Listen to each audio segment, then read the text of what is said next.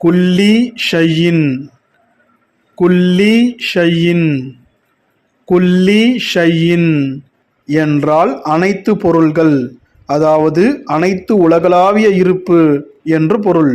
ஆங்கிலத்தில் எவ்ரிதிங் என்று பொருள்.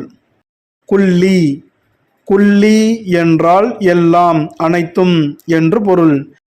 ஷையின், ஷையின் என்றால் பொருள்கள், திங் ஆர் ஆப்ஜெக்ட் என்று பொருள்.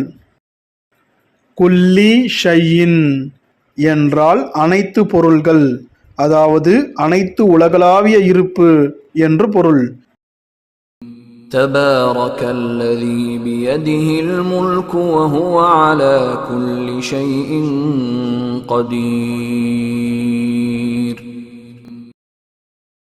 تبارك الذي بيده الملك وهو على كل شيء قدير.